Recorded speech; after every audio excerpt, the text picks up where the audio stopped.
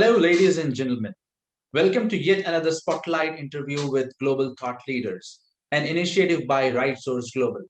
I am Zishan Pathan, director at RightSource Global and a council member of Global Thought Leaders. Along with me, I have my colleague, friend, and a council member of Global Thought Leaders, Heval Mehta, the Chief Growth Officer at RSG. Global Thought Leaders is a platform for industry stalwarts to cross pollinate with their experiences, thoughts, ideas, and best practices to inspire each other and future leaders. Through spotlight interviews, we strive to bring the community of eminent personalities together from across the globe. We collate the multi decadal learnings acquired by proliferating brains in a nutshell. We bring the expertise of various functions, roles, and sectors together on one platform to inspire future leaders. We have one such industry stalwart today on the spotlight with us, Aditya Kohli. Aditya is a renowned individual in cutting edge technology domain. I would request Havel to introduce our today's eminent personality. Well, thank you so much, Zishan, for giving me this opportunity to introduce Aditya. Trust me, Aditya does not require any introduction. But to talk a little bit about Aditya, it's an honor. He's a Chief Human Resource Officer at Clix Capital and is responsible for building the culture and the human capital of a young and fast growing fintech startup. He's passionate about leading the people agenda that ensures that we get the right people in the right roles with the right capabilities to drive differentiated performance and make a significant impact in our industry. He has over 2 decades of experience that spans across multiple facets of HR, including performance, rewards and benefits, business relationship management, HR transformation and change management, employee engagement, HR technology and service delivery strategy, shared services, and global payroll models. He is a result driven leader who has worked in Singapore, India, and London, managing global teams in a highly matrixed global environment. In all of his roles, he has created space to drive change through a multidisciplinary approach that leverages all aspects of human capital management, technology, and culture to drive productivity and performance. Prior to Clix Capital, he has worked across sectors in organizations like Airtel, Standard Chartered Bank, and Havett Associates. We welcome Aditya on Spotlight today. Hi, Havel. Thank you. Zishan, thank you. Havel, that was a real mouthful of an introduction. I'm very happy to be here and delighted to be at this forum. I don't know about being an industry thought leader, but I am genuinely interested to share my experiences and see where this goes. Thank you so much. Great to have you, Aditya. So, Aditya, your journey is inspiring to many into the industry, especially your function. And I must say that the people from the other functions as well get inspired by your journey. So, would like to understand, what are the key highlights of your journey from the beginning of your career till the current role of CHRO at Clix Capital? So I think when I look at my journey, the journey as such has been quite meandering. I've done many different roles across many different spaces, across many different countries. And I think if I look at the singular point of connect between all of those parts of my journey, I think it's going to be more about saying yes more often than saying no, taking risks, and doing things that have been interesting and challenging. Was there a risk of failure in many of those roles? There was. Did I fail? Of course I did, right? I think more often than not, it just feels very glamorous that you move from one big role to another big role. There have been roles where the failure has been quite significant as the success. So I think that's the way to look at it. Let me talk a little bit about my journey. I think that's important. I started, one of my first roles that I did was in a consulting organization. It was Hewitt, and it was a fantastic role. And 2 weeks into joining that organization, I was asked to go to a place called Bangalore and said, look, there is something happening in the IT industry. It's probably worth kind of seeing if it's worth it. Maybe we can grow our business there. Why don't you go there and do something? Now, I didn't know Bangalore. I'd never been to Bangalore. I honestly didn't know much about the IT industry at that point of time. I had little understanding of consulting because that was one of my first roles. But it was hugely exciting. It was it kind of really kick-started my learning at a very, very high level. It was almost like drinking from a fire hose, right? There was just so much happening around you. And I think very often people shy away from taking on the big step and go down the traditional path. And I think a lot in my journey has not been about a traditional path. So after Hewitt, I joined Standard Chartered, and not the bank. I joined the outsource organization, Scope. I was there. It was a huge setup. From there, I moved to London, did a EA role to the group CEO of Standard Chartered Bank, which was again a role which was very different from what a traditional HR leader's journey is, right? So that was another different role where was in London for a bit and did that role, and then moved to operations. And many people stack rank operations right at the bottom of the pyramid. But I think it was one of the best roles I did. It was one of the toughest roles I did. It kept me on the edge a lot, but the learning was phenomenal. I learned about how things happen. I learned about cultures. I learned about global organizations. And I learned about how to run very, very large scale transformations out there. And then, we wanted to come back to India. We've been out for a while. We want to come back to India, and Airtel was kind enough to give me a role out there. And what a phenomenal organization! Just very, very different mindset, very entrepreneurial, high-paced environment, and moved there. So I think in a nutshell, if I had to say what are the few things that really people should look at as they're thinking about their careers, I think that linear progression in the career is gone. You can't be in one city, one place and grow. You have to move around. You have to think about roles beyond what you're doing. You have to think about adjacencies. What role can you do on the adjacent of what you're doing right now? And I think, the underlying element of growth is learning. And people have to commit to your profession. You can't grow if you don't commit to your profession. I see a lot of people who are very satisfied after a point with what they know and where they are. I think it has to be deliberate and it has to be consistent. Amazing journey, Aditya, I would say, and you are the best example of adjacencies that you have just mentioned now, right? Where you have spent sufficient amount of time in consulting, in operations, and human resource as well, right? So Aditya, you have played a very vital role in people's strategies as well, right? So what are the key changes you basically brought in your function to make it more efficient and effective? I think the model doesn't change that much. When you're looking at an organization, you have just a couple of levers that you can work with, and you can do really well out there. I think from an HR leader's perspective, climate is really important. And let me talk a little bit about that. Climate is about making sure that there is that robustness of systems and processes within the organization, which can help you consistently scale. So for example, your performance process is robust. Your performance management process is transparent and can help you scale the organization. Similarly, for your learning, you have adequate amount of scalability in your learning, which is high quality. Talent acquisition, similar. So climate is about setting up scalable processes using technology, using tools, and using the right network of people.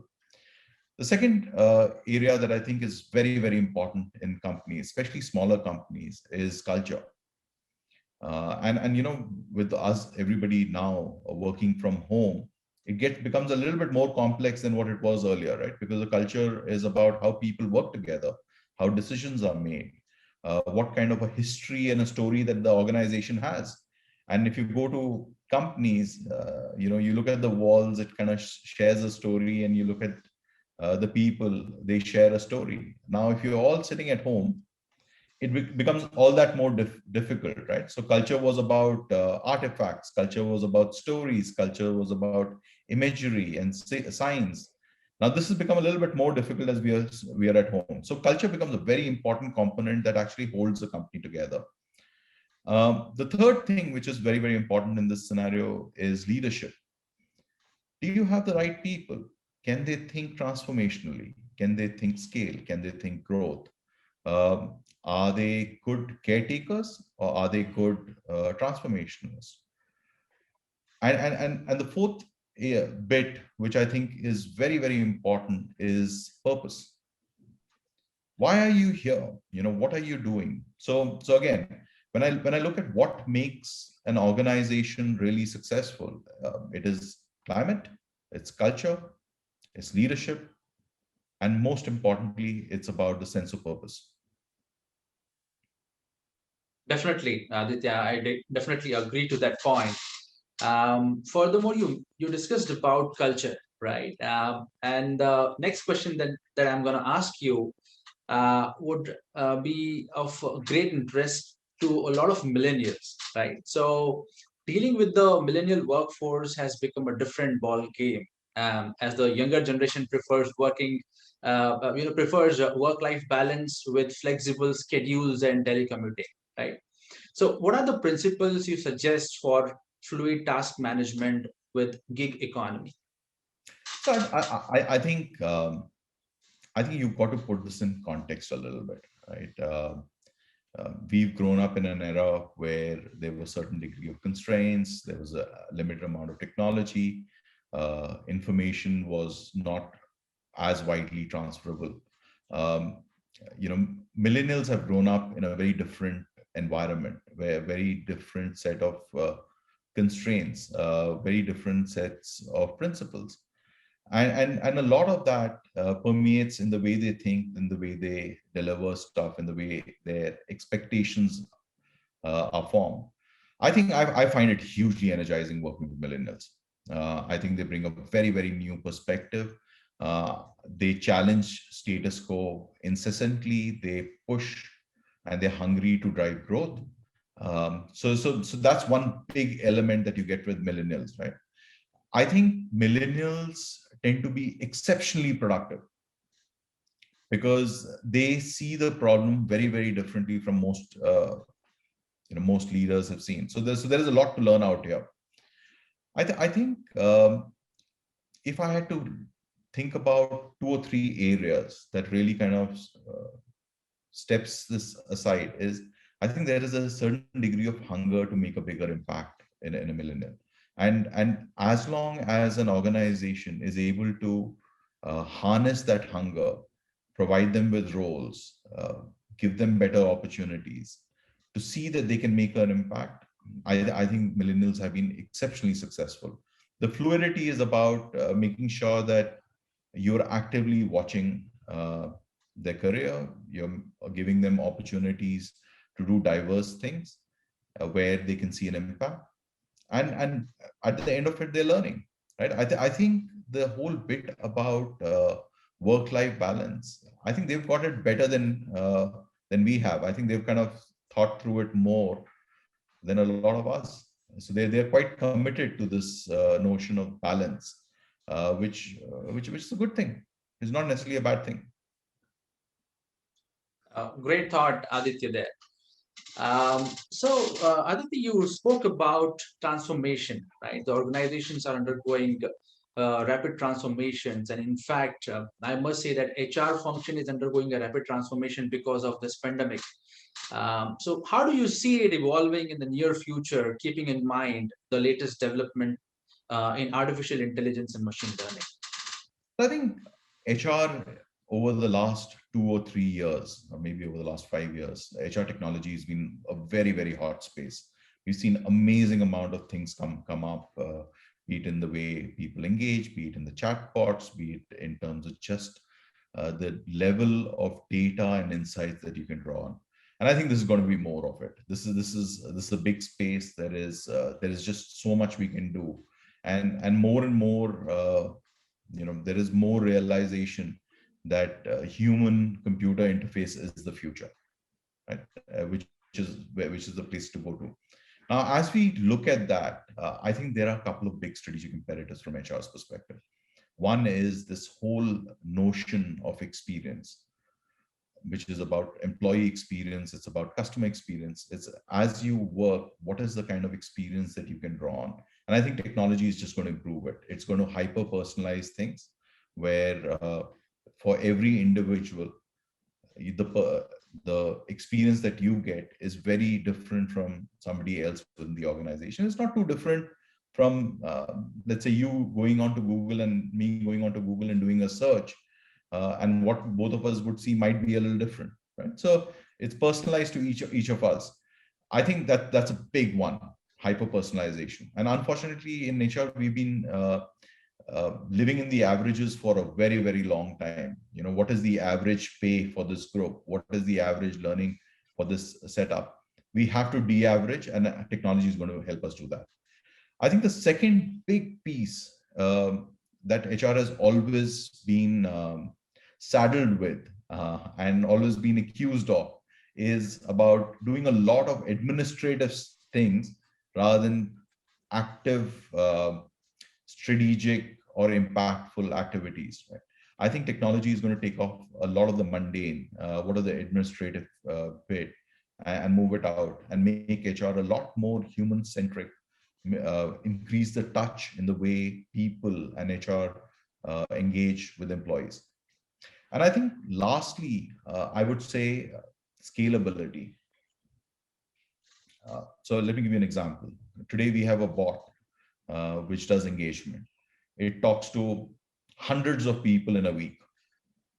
If I was to do the same thing with a human or with an HR person, it would take a lot of time and it would give inconsistent results. So here I have somebody, in this case a robot, talking to multiple people, engaging them in a consistent manner, and giving me very accurate information in terms of what needs to be done, which wasn't possible earlier, right? So which wasn't possible.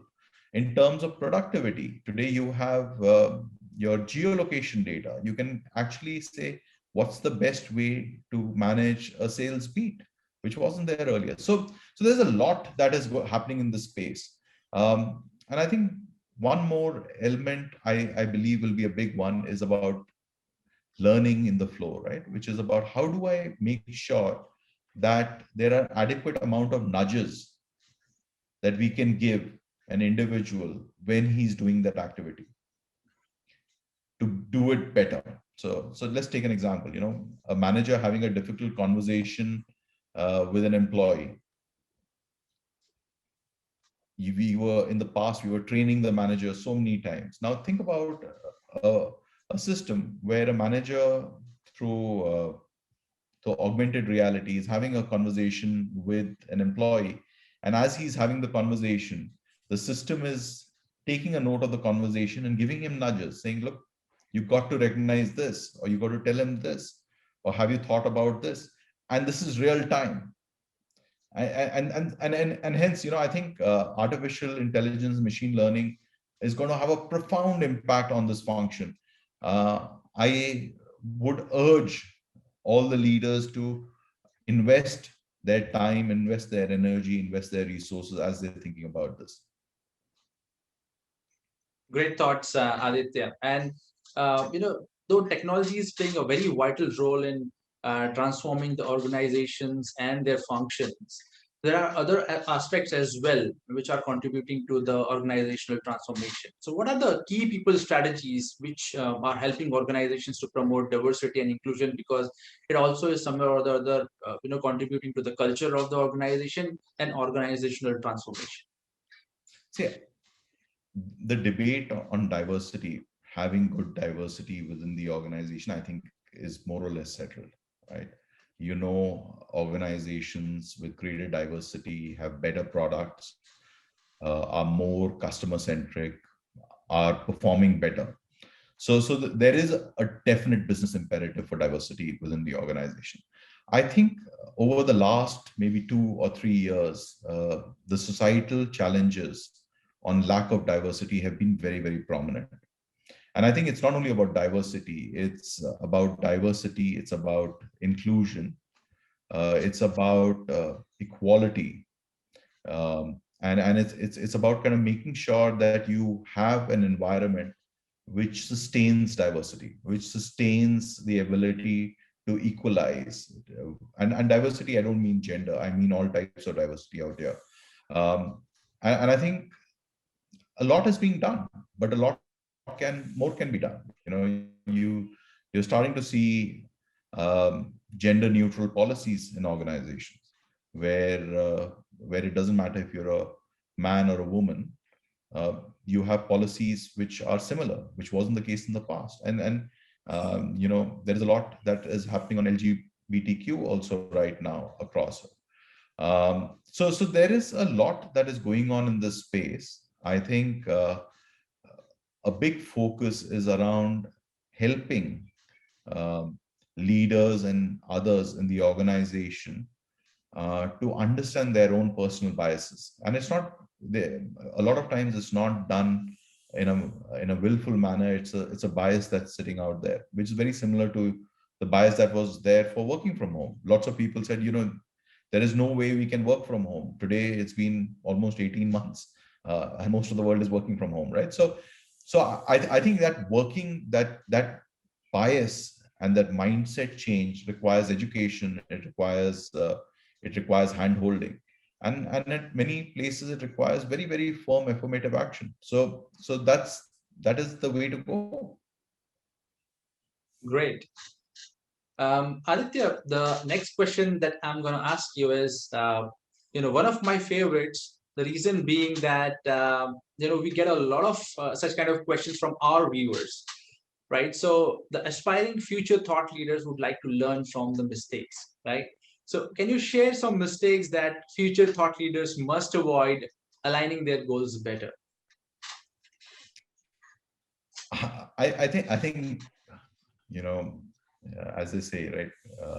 There's a beautiful quote, which is I think it's Christopher Columbus's, if I'm not mistaken. It says, you have to have the courage to lose sight of the shores if you have to navigate through the oceans, right?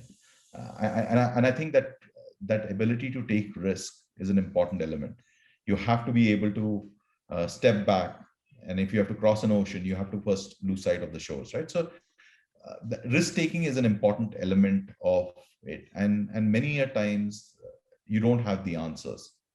You have the conviction, but you don't have the answers, and I think that's an important element to think of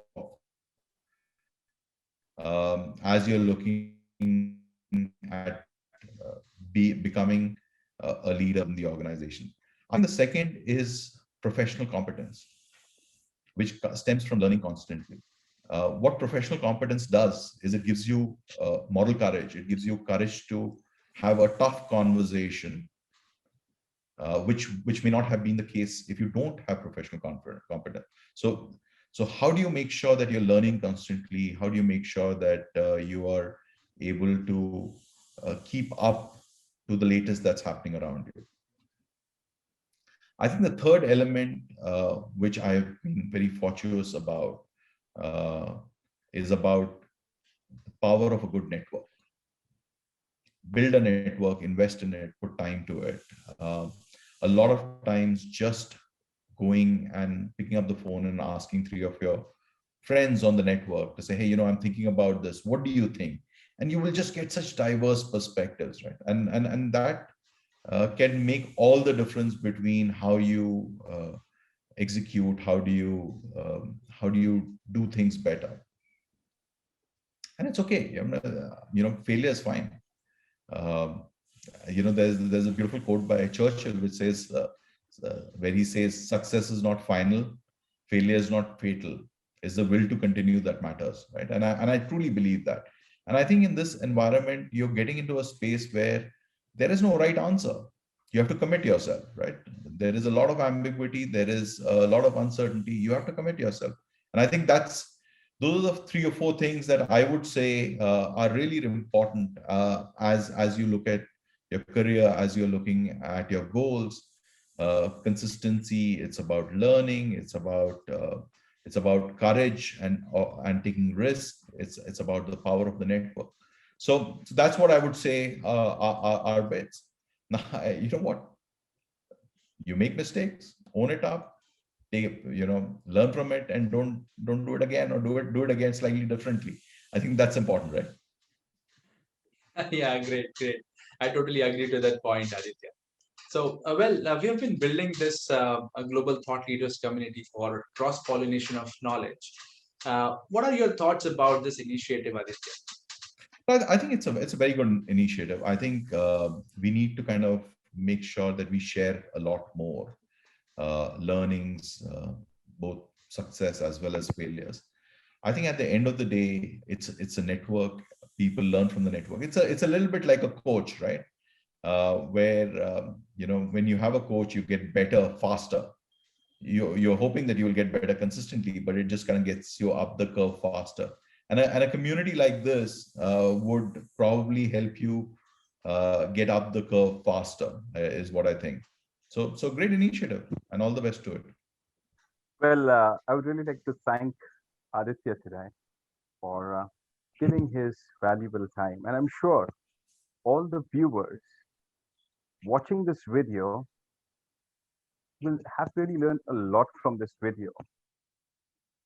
Few things that really inspires me from all the leaders.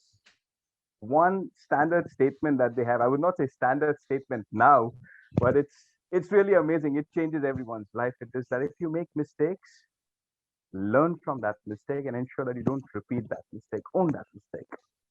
That is the pick of today. 4 powerful words. I was waiting for the conversation to end because these 4 powerful words were revolving in my mind, that as soon as the conversation ends, I'm going to share it to my viewers. And I'm sure while I say these 4 powerful words, it will definitely take you back to the conversation that Aditya and Zishan were having. Climate, culture, people, and purpose. I'll repeat again. Climate, culture, people, and purpose.